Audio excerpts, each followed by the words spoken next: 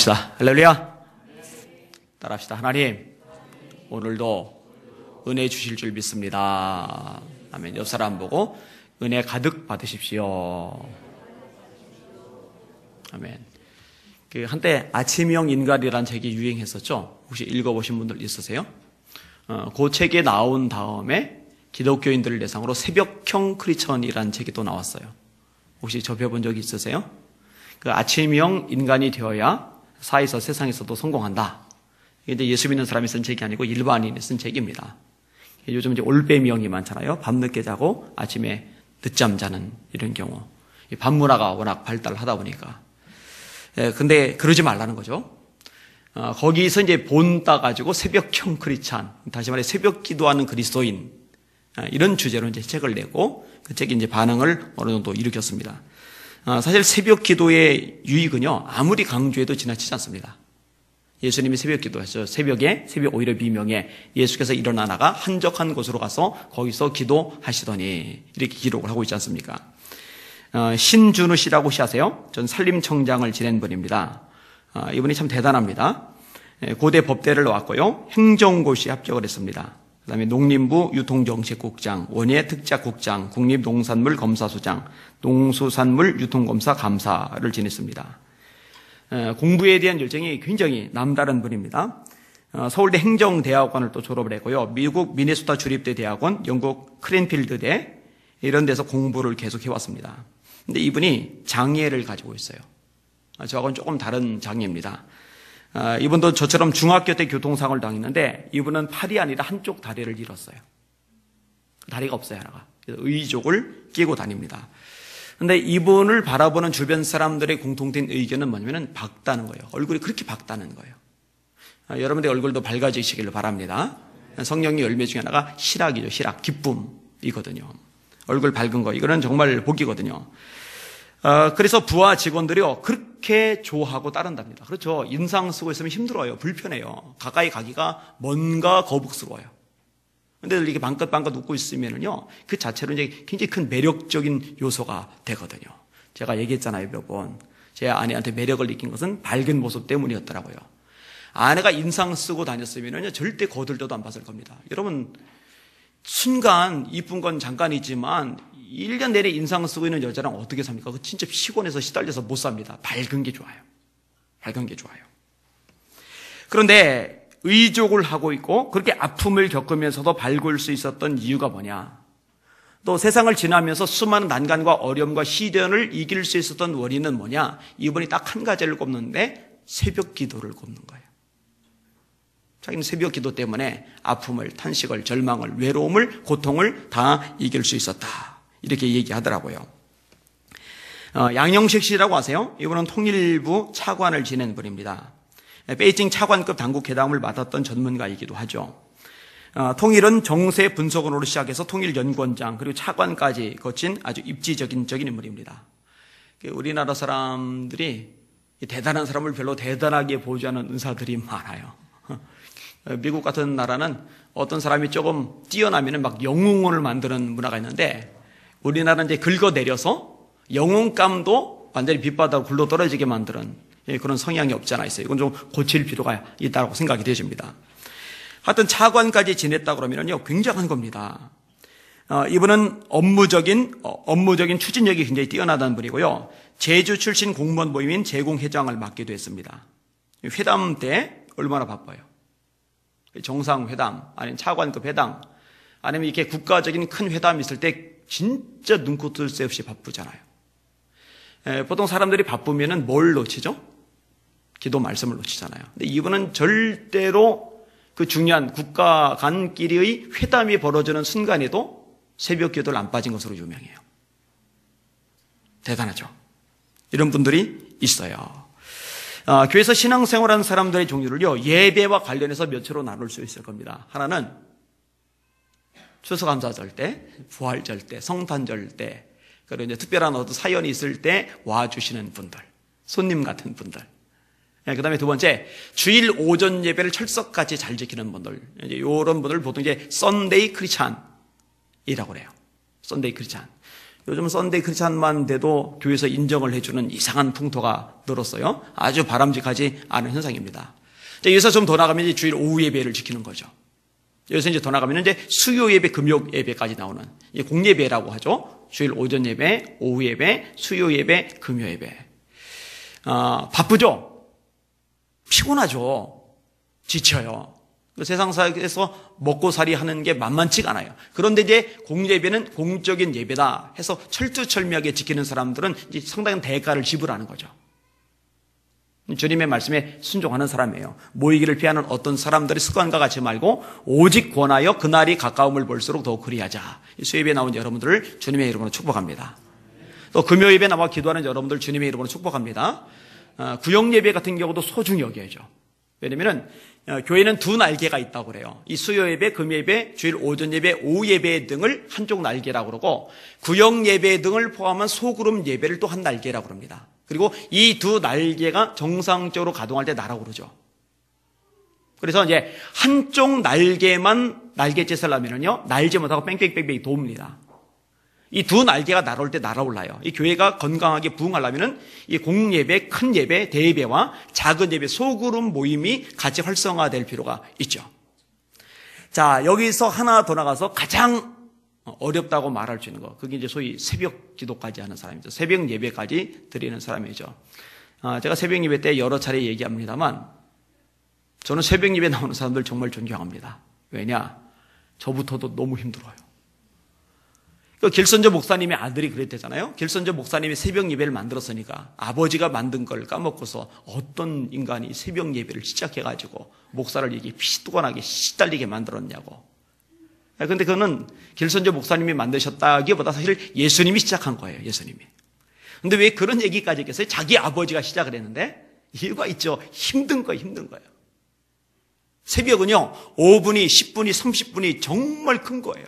겨울철에 비 올 때 이럴 때 나오려고 그러면 참 어렵죠. 그렇지만 그만큼 가치가 있는 겁니다. 여기는 여러분들은 공예배를 다 지키고 더 나아가 새벽 기도까지 하실 수 있는 그런 하나님의 종들 되셨으면 좋겠습니다. 오늘 설계 제목인데 따라합시다. 새벽에 하나님을 찾자. 한 번 더 새벽에 하나님을 찾자. 오늘 본문에 그런 내용들을 좀 살펴볼 수가 있을 겁니다. 오늘 본문의 배경은 그렇습니다. 요단강을 건넜어요. 엄청난 일이죠.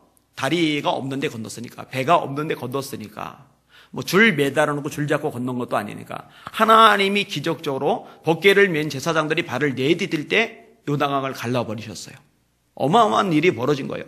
그리고 맨 땅을 건너간 겁니다. 얼마나 대단합니까?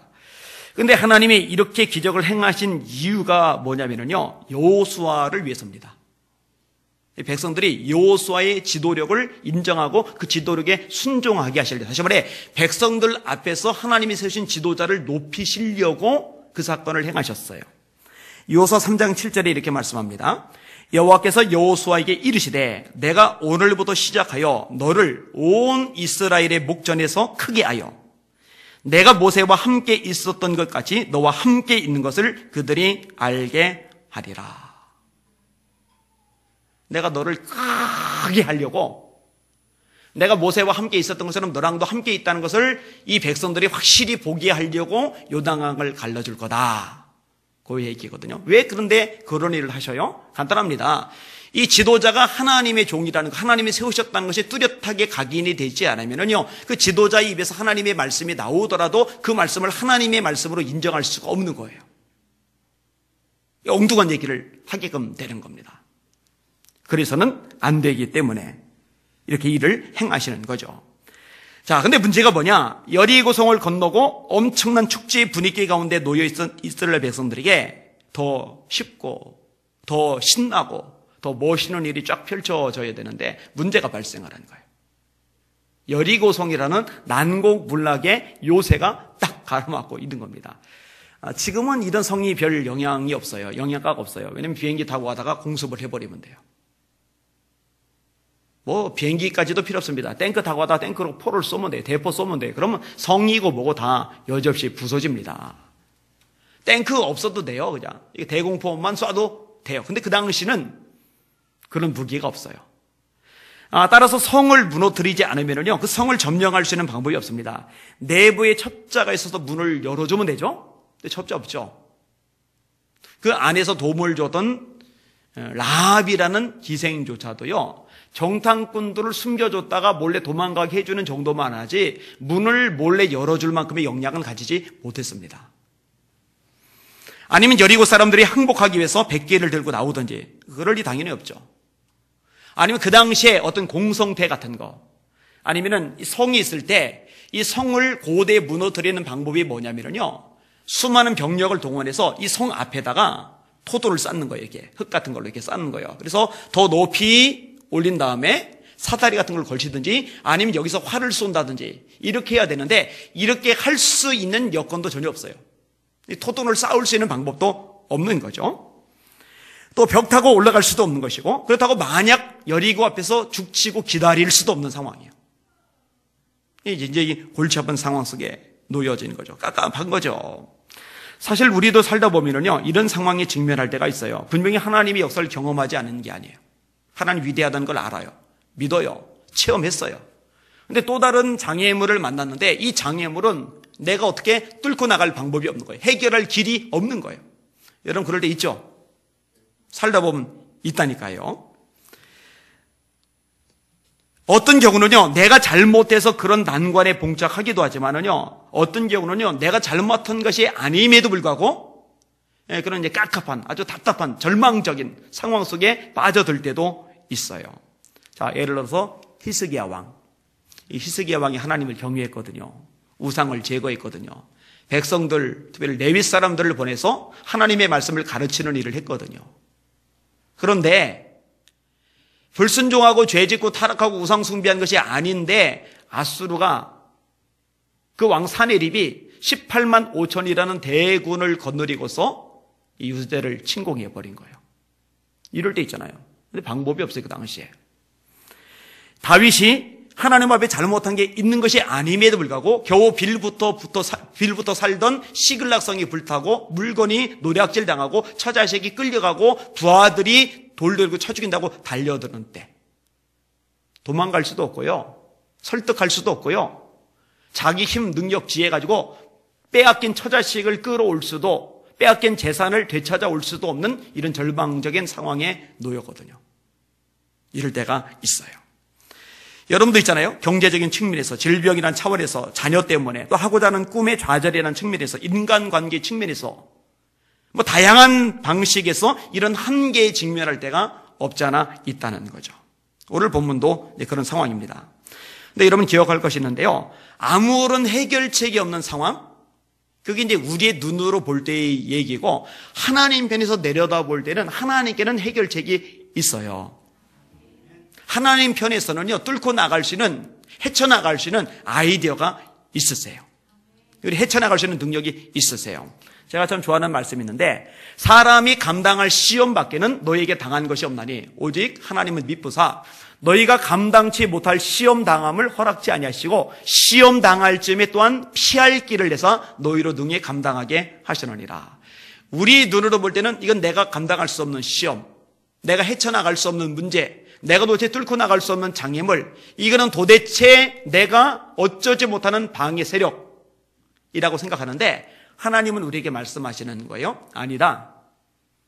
너희들이 해결하지 못할 만큼, 너희들이 완전히 망할 만큼, 이제 인생이 끝이라고 마침표 찍을 만큼 그런 시험은 내가 주지 않는다.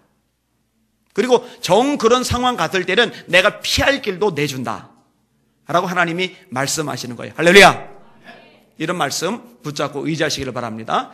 저도 정 마음이 오그라들 때는요, 이런 말씀을 되새겨요. 그게 묵상이잖아요. 그럼 이 말씀을 묵상하면은요, 이 말씀 자체에 권세가 있고 능력이 있거든요. 이 말씀이요, 제 영혼을, 제 생각을, 제 육신을 이렇게 감싸주고 보호해 주는 것을 느껴요. 그러면 얼마 전까지 불안하고 초조하고 답답하던 제 심령이 담대해지면서, 그렇지, 하나님께서 여지껏 함께 하시고 도와주시고 역사하셨는데 이것도 역시 하나님이 역사하시면 해결될 수 있지 라는 믿음으로 바뀌면서 심령의 기쁨이, 용기가 솟아나거든요. 이거 누리는 여러분들 되시기를 주님의 이름으로 축원합니다.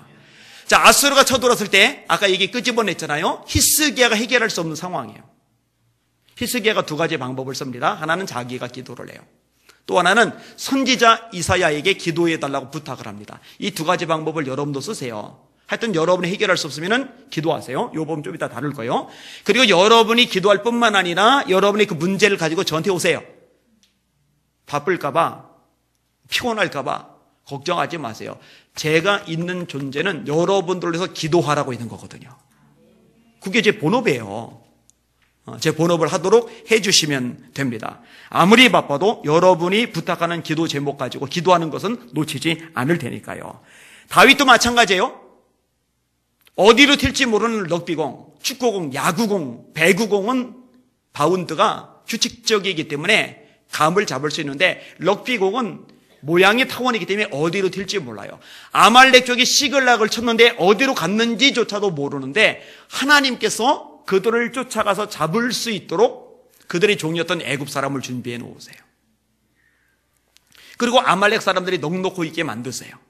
그리고 대승리를 거두게 해주세요. 이 승리를 거두는 과정을 통해서 아말렉 쪽이 거둬들인 엄청난 재물들을 취하게 만드시고 이 재물들을 유대 장로들에게 나눠주게 하시고 조금 있다 사울이 죽은 다음에 이 유대 장로들이 다윗을 불러들여서 헤브론에서 왕을 세우도록 섭리하십니다. 기가 막히죠?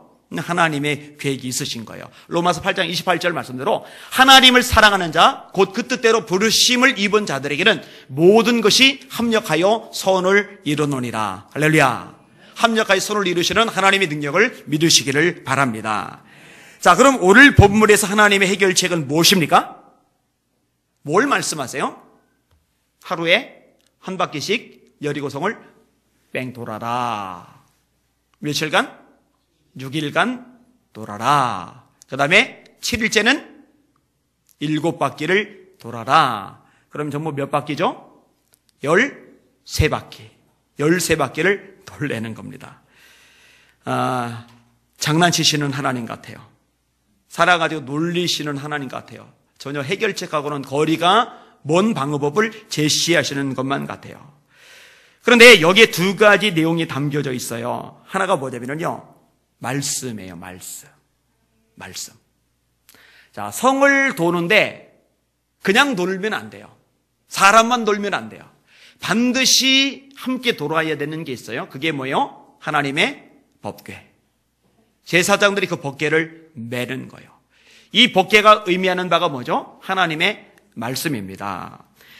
민수기의 말씀을 제가 읽어드릴게요. 성막을 세운 날에 구름이 성막 곧 증거막을 덮었고 저녁이 되면 성막 위에 불 모양 같은 것이 나타나서 아침까지 이르렀으며 항상 그러하여 낮에는 구름이 그것을 덮었고 밤이면 불 모양이 있었는데 구름이 성막에서 떠오르는 때에는 이스라엘 자손이 곧 진행하였고 구름이 머무는 곳에 이스라엘 자손이 진을 쳤으니 이스라엘 자손이 여호와의 명을 쫓아 진행하였고 여호와의 명을 쫓아 진을 쳤으며 구름이 성막 위에 머무는 동안에는 그들이 유진하였고 구름이 성막 위에 머무는 날이 오래일 때는 이스라엘 자손이 여호와의 명을 지켜 진행치 아니하였으며 혹시 구름이 장막 위에 머무는 날이 적을 때에도 그들이 다만 여호와의 명을 쫓아 유진하고 여호와의 명을 쫓아 진행하였으며 혹시 구름이 저녁부터 아침까지 있다가 아침에 그 구름이 떠오를 때는 그들이 진행하였고 구름이 밤낮 있다가 떠오르면 곧 진행하였으며 이틀이든지 한 달이든지 1년이든지 구름이 성막 위에 머물러 있을 동안에는 이스라엘 자손이 유진하고 진행치 아니하다가 떠오르면 진행하였으니 곧 그들이 여호와의 명을 쫓아 진을 치며 여호와의 명을 쫓아 진행하고 또 모세로 전하신 여호와의 명을 따라 여호와의 직임을 지켰더라. 아멘. 구름 기둥이 있어요. 불 기둥이 있어요. 이게 떠오르면은 먼저 따라가는 거는 사람이 아니에요, 절대로. 성막이 먼저 따라가요. 이 성막에는 뭐가 있어요? 하나님의 법궤가 있어요. 이걸 앞질러 가면 절대로 안 돼요. 여러분, 하나님 말씀을 앞질러 가면 절대로 안 됩니다. 하나님의 말씀이 늘 최우선이 있어야 합니다. 이거 놓치거나 헷갈려서는 절대로 안 됩니다. 반드시 이 법궤가 앞질러 가야 됩니다. 근데 어느 정도까지 하나님의 말씀이 이야기를 끄집어내냐면요. 이틀이든지 한 달이든지 여기까지는 이해가 돼요. 그래서 하나님의 말씀이 가만히 있으라고 말씀하시는데 이틀이든 한 달이든 가만히 있어야지. 그런데 문제가 뭐냐? 지금 가나안을 향해 빨리 가야 돼요. 마음이 급해요. 그런데 하나님의 말씀이 1년 동안을 머물러 있는 거예요. 그 자리에서 꼼짝 말고. 1년 동안 아무것도 안 하고 있으면 얼마나 뒤처지겠어요. 얼마나 마음이 조급하겠어요. 얼마나 마음이 답답하겠어요.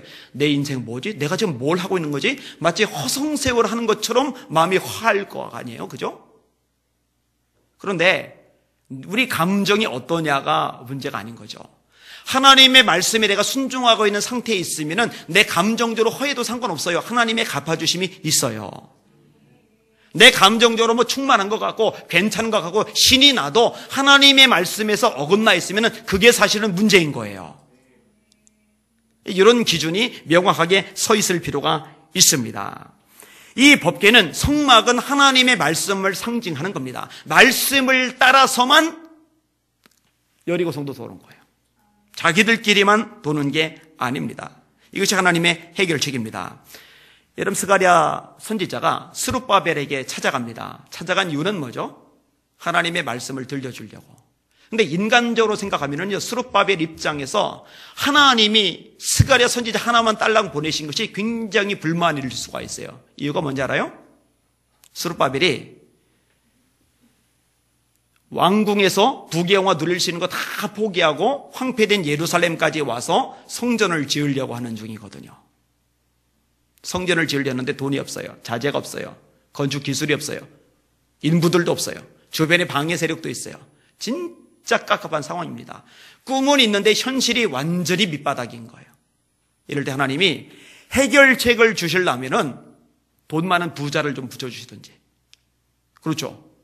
우리 입장에서도 건축 부자 해결하려면 부자가, 큰 부자가 와서 한 1억씩 턱턱 내면 좋을 것 같잖아요. 이런 생각 여러분들 할 수 있잖아요. 아니면은 건축 설계에 아주 전문가를 보내주시든지, 아니면 벽돌 쌓기를 무진 잘할 수 있는 힘센 인부들을 보내주시든지, 아니면 주변에 방해 세력이 있으니까 이 방해 세력 물리칠 수 있는 무기를 좀 보내주시든지, 이러면 되게 좋을 텐데, 하나님이 기껏 보낸 사람이 누구냐면은 선지자 한 사람. 선지자 한 사람 보내서 도대체 뭔 도움이 되겠어요? 여러분 인생에 어떤 절박한 문제가 있는데, 큰 난관과 장애물이 있는데, 겨우 목사의 입에서 나가는 말씀 정도가 뭔 도움이 되겠어요? 이런 생각을 하는 사람이 있을 수 있단 말이에요. 근데 그거는 착오예요. 왜 착오지 아세요? 하나님은요, 말씀을 통해서 역사하시기 때문이에요. 따라서요, 인생에 정말 큰 난관과 문제가 있을 때 가장 지혜로운 사람의 특징은요, 하나님의 말씀에 그때 은혜를 더 잘 받는 사람이에요. 이 말씀에 더 귀를 잘 기울이는 사람이에요. 에게 겨우 스가랴, 에게 겨우 하나님의 말씀이 아니라 하나님은 최고의 선물을 스룹바벨 총독에게 붙여주신 겁니다. 그리고 스가랴 선지자의 말씀을 믿음으로 스룹바벨이 받아들였을 때 아무것도 가지지 않은 이 빈털터리 스룹바벨을 통해서 하나님은 스룹바벨 성전을 완공하도록 기적을 행하셔요. 대적들이 두려워 떨도록 만드셔요. 이게 하나님이 일하시는 방법입니다. 근데 간단해요. 왜 그러느냐? 말씀은 그냥 말씀이 아니라 천지를 창조한 말씀이기 때문에 그래요. 이 말씀은 그냥 말씀이 아니라 역사를 움직이는 말씀이기 때문에 그래요. 능력의 말씀으로 만물을 붙드시고라고 성경은 약속하고 있어요. 이 말씀은 그냥 말씀이 아니라 영계를 뒤흔드는 권세이기 때문에 그래요. 하나님의 말씀을 하나님의 말씀으로 받는 복 있는 여러분들 되시기를 주님의 이름으로 축원합니다. 제가 자주 인용하는 말씀이죠. 자주 인용할 때는 이유가 있어요. 너희가 내게 들은 바 하나님의 말씀을 들을 때에 사람의 말로 듣지 아니하고 하나님의 말씀으로 들으니 진실로 그러하다. 이 말씀이 너희 믿는 자 속에서 역사하느니라. 할렐루야. 사람의 말로 듣지 마세요. 사람의 말로 듣게 되면요, 가려 듣게 되고 골라 듣게 됩니다. 자기 마음에, 자기 환경에, 자기 생각과 가치관에 맞는 것만 골라서 듣고 나머지는 걸러내게 돼 있어요. 그런 사람은 하나님의 사람이 아니에요. 하나님의 사람은 하나님의 말씀을 있는 그대로 가감하지 않고 받아들이고 아멘합니다. 순종합니다. 여러분이 그 주인공들 되시기를 주님의 이름으로 축원합니다. 자, 그 다음에 또 하나는 뭐냐? 여리고성을 도는데 기도가 전제로 또 깔려 있는 거예요. 말씀과 기도. 아니, 여리고를 도는데 분명히 하나님께서 입 다물라고 하셨는데, 그래서 6바퀴 돌 동안, 그리고 7일째 7바퀴 또 돌 동안 13바퀴 돌 동안 한 마디도 입 밖에 못 냈는데, 그죠? 입 다물라고 하셨어요, 하나님은요. 왜 입 다물라고 하셨겠어요? 입 열어봐야 쓸데없는 소리 많이 나올 테니까. 툴툴대는 소리, 원망하는 소리, 짜증내는 소리. 이게 뭐 하는 거야? 꼭 이렇게 해야 돼? 이런 얘기 많이 나올 수 있잖아요. 생각해봐요. 여리고성을 무너뜨려야 되는데 성 무너뜨릴 것은 하나도 준비 안 하고 쓰잘데없는 짓만 하고 있잖아요. 위에서 여리고 백성들이, 여리고 군인들이 내려다보면서 비웃고 손가락질하고 조롱하고 수근거리고 그런 얘기 들으면서 마음 상하고 그러면 마음이 불편하잖아요. 이게 뭐 하는 거지? 옆 사람 보고 이거 미친 짓 아니야? 그래, 내가 봐도 미친 짓이야. 여호수아가 좀 이상해졌나 봐. 뭐 별의별 소리가 다 나올 수 있는 상황이란 말이에요. 하나님 아셔요. 입 다물고 돌아. 이 꼭 틀어막고 돌아. 영적인 빨리찍기에 하나님께서 여러 개 좀 주셔서 우리 성도들 다 물려놓을까요? 그렇게 하지 않아도 하나님이 원하지 않는 것에 있어서는 침묵할 줄 아는 복이는 여러분들 되시기를 주님의 이름으로 축원합니다. 그게 이제 복이거든요. 그런데 뭔 기도라는 거냐? 목사님 성경을 잘못 보셨는데, 성경을 잘못 해석하셨는데 기도에 대한 얘기가 하나도 없는데요. 이유가 있어요. 자, 성을 둘 때 뭐가 나오냐면요, 나팔 부는 게 나옵니다. 나팔. 아니, 나팔은 나팔이죠. 나팔하고 하나님 앞에 간청하는 것하고 뭔 상관입니까? 상관이 있으니까 말씀을 드리죠. 민수기 10장 8절입니다. 들어보세요. 그 나팔은 아론의 자손인 제사장들이 불지니 이는 너희 대대의 영원한 율례니라.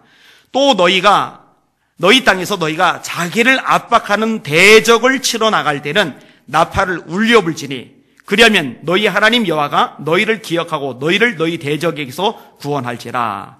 따라합시다. 대적을 치러 갈 때 나팔을 불면 대적에게서 구원해 주겠다. 이게 민수기 10장 8절의 말씀입니다. 자, 민수기 31장 1절 이하 조금 더 읽어드릴게요. 여호와께서 모세에게 일러 가라사대 이스라엘 자손의 원수를 미디안에게 갚으라. 그 후에 네가 네 조상에게로 돌아가리라. 모세가 백성에게 일러 가로되 너희 중에서 사람을 택하여 싸움에 나갈 준비를 시키고 미디안을 치러 보내어서 여호와의 원수를 미디안에게 갚되 이스라엘 모든 지파에 대하여 각 지파에서 1,000인씩을 싸움에 보낼지니라 하며 매 지파에서 1,000인씩 이스라엘 1,000만인 중에서 12,000인을 택하여 무장을 시킨지라. 모세가 매 지파에 1,000인씩 싸움에 보내되 제사장 엘르아살의 아들 비느아스에게 성소의 기구와 신호 나팔을 들려서 그들과 함께 싸움에 보내매. 이런 막 지금 전쟁이 벌어져서 막 칼로 막 창으로 막 이러고 있어요. 이러고 있다가 하나님의 도우심을 구해야지. 잠깐 기도하지. 하나님 아버지. 푹. 샥. 안 돼요. 그죠? 군인들은 싸우고 제사장들은 뒤에서 나팔을 불어요. 이 나팔은 하나님, 우리를 돌봐주세요. 우리를 지켜주세요. 이 싸움에 하나님이 앞장서 주세요. 하나님이 승리를 주세요. 하나님이 역사하시면 승리할 수 있습니다. 라는 기도가 담겨져 있는 거예요. 하나님이 민수기에서 그 말씀을 해 주신 것입니다. 여러분, 신앙생활에서 아무리 강조하고 또 강조해도 지나치지 않는 게 있다면 그거는 기도입니다. 기도하고자 발버둥 치는 여러분들을 주님의 이름으로 축복합니다. 여러분이 하나님 앞에 매달리고 기도한 것들, 이것이 쌓이고 쌓여서 하나님이 목으로 타게 하실 날이 오게 하실 줄 믿으시길 바랍니다. 절대로 꺼지질 않아요. 사라지잖아요. 그래서 누가복음 18장에 보면은 항상 기도하고 낭망치 말아야 할 것을 비유라에 가라사대라고 말씀을 해주고 있는 겁니다. 하나님의 역사, 하나님의 능력을 기도 통해 경험하시기를 주님의 이름으로 축원합니다. 이인순 집사님이라는 분의 간증을 예전에 읽었어요. 이분이 몸이 안 좋아요. 어느 날인가부터 여자분이 소변에 이제 피가 섞여서 붉게 나오는 거예요. 몸이 나른해요. 눈이 침침해요. 목소리가 이상해요. 그리고 이제 얼굴 형태까지도 막 이렇게 일그러지는 거예요. 여자는 거울 볼 때마다 굉장히 예민한데 얼굴 형태 자체가 일그러지니 얼마나 스트레스 받겠어요. 화장 안 받는 것하고는 차원이 다르죠. 그래서 서울대 병원에 입원했어요. 검사를 받았어요. 뇌와 수종양 말기라는 진단을 받습니다. 눈 뒤 안쪽에 2cm 부분에서 자라는 암이랍니다. 낯선 암이죠. 아주 희귀암입니다. 이 암은 항암 치료를 해도 100% 죽는 병입니다. 그런데 워낙 희귀한 병이니까 이게 좀 죄송한 얘기고 미안한 얘기지만 당신이 운명에 있을 때 요거 해부할 수 있도록 해주시면은 병원 쪽에서 상당한 보상을 좀 해주겠습니다. 기분 나쁜 얘기까지 들었어요. 얼마나 참담하고 마음이 무너지겠어요. 근데 이 집사님이 가만히 생각을 해보니까 어차피 수술을 해도 죽고 죽은 다음에 기증하라는 얘기도 듣고 그럴 바에는 수술할 필요가 뭐 있겠나라는 생각이 들어요. 근데 문제가 뭐냐?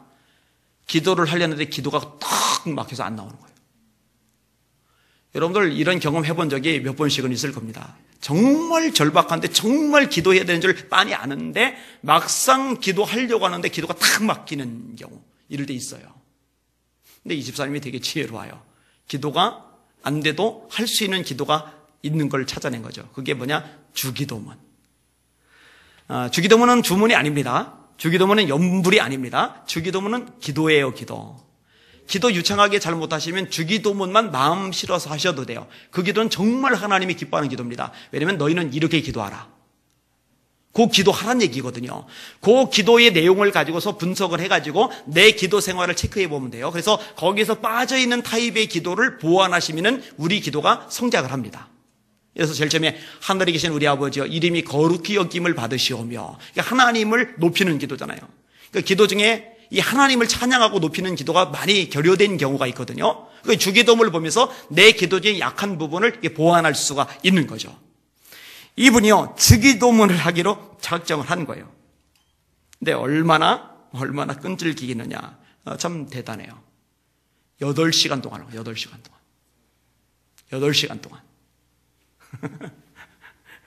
8시간 동안 해봐야 뭐 이게 보통 일이 아닙니다. 2시간도 진령 나죠. 똑같은 걸 반복하고 또 반복하고 그러다 마음까지 실으며 살라니까. 근데 자기가 기도하려니 안 되니까 그것도 기도는 해야 되니까 주기도문을 8시간을 한 거예요. 그런데 8시간 무렵에 성령께서 임하셨어요. 뜨거운 불덩어리가 이마하고 눈 2cm 안쪽에 암이 있잖아요. 여기에 확 임해버린 거예요. 뜨끈뜨끈해져 버렸어요. 그러면서 몸이 전체가 뜨거워지면서 눈앞이 환해지는 느낌을 받아요. 그리고 마음속에 확신이 드는데 하나님이 병을 고쳐주신 것 같다. 근데 그대로 이제 병원을 간 게 아니라 기도하자도. 이제 그렇게 불이 임하고 나니까 기도문도 열렸을 거 아니에요? 기도원에 가서 이제는 3일간 금식하면서 기도를 해요. 그리고 나서 병원에 가서 재검사를 받는데 의사, 간호사들이 모여서 박수를 쳐줬답니다. 기적이 일어났으니까. 암이 다 사라져 버렸으니까. 그 의사가 좀 민망할 것 같아요. 시신 기증하라고 해놓고는. 연구거리가 없어져 버렸어요. 연구거리가. 이 절망적인 상황에서 기도가 돌파구를 만든 거죠. 근데 여러분, 이 기도 때문에 인생의 돌파구를 만든 사람들 얘기는요, 세상에 가득합니다. 그 하나님, 저희 하나님이세요.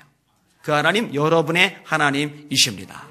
그 하나님 바라보시기를 주님의 이름으로 축원합니다. 그런데 조금 더 생각해 볼 필요가 있어요. 그게 뭐냐?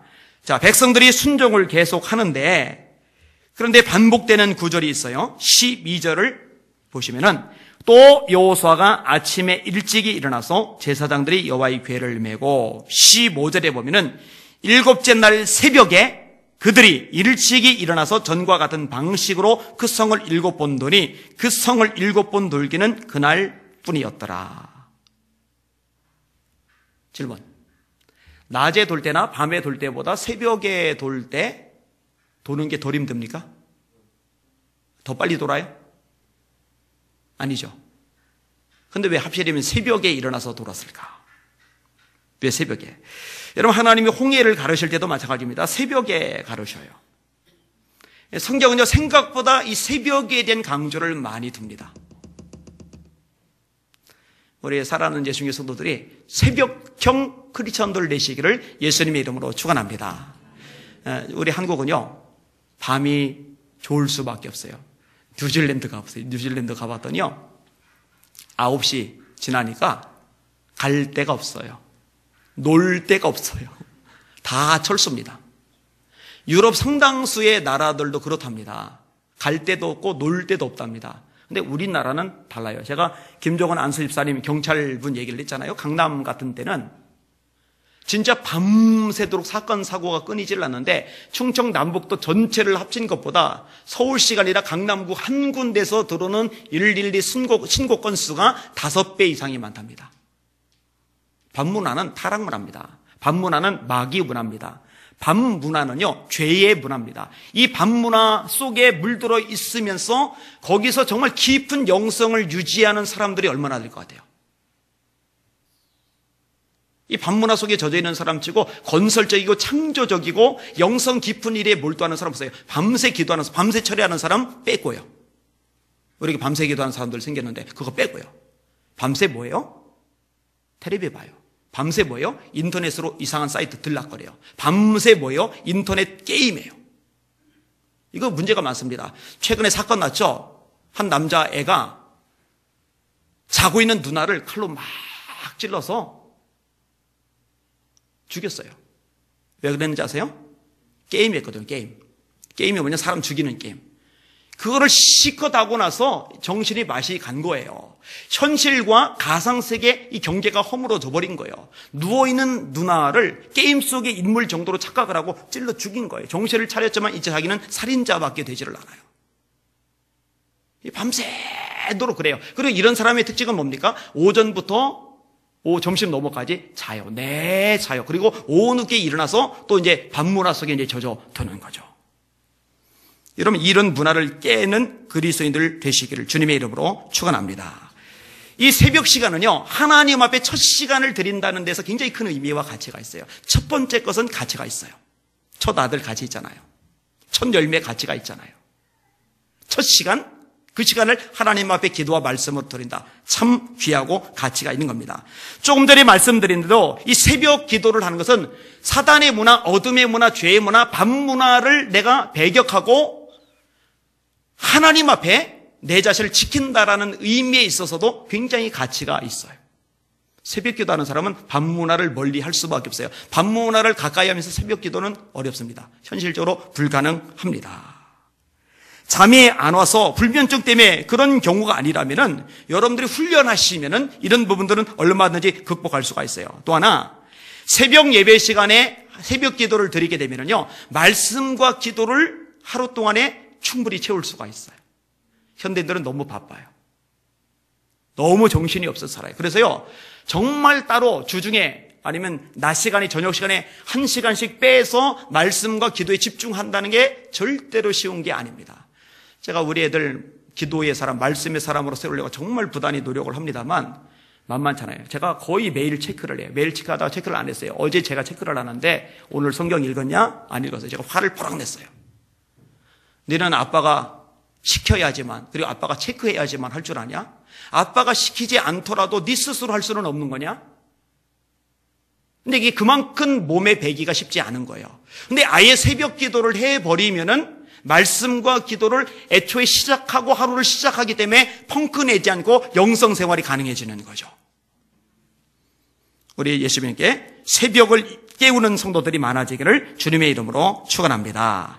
말씀을 정리하겠습니다. 난관을 만났어요. 인생이 큰 장애를 만났어요. 해결할 수 없어요. 방법이 없어요. 수소도 의미가 없어요. 근데 하나님은 해결책을 가지고 계세요. 하나님이시니까. 그리고 해결의 기초는 뻔합니다. 너무너무 분명합니다. 말씀과 기도, 기도와 말씀, 말씀과 기도, 기도와 말씀. 이 두 가지가 성전이는 야긴과 보아스처럼 우리 삶을, 우리 인생을, 우리 미래를 지탱해주는 기둥들임을 잊지 마시길 바랍니다. 특별히 이 말씀과 기도를 언제? 새벽에.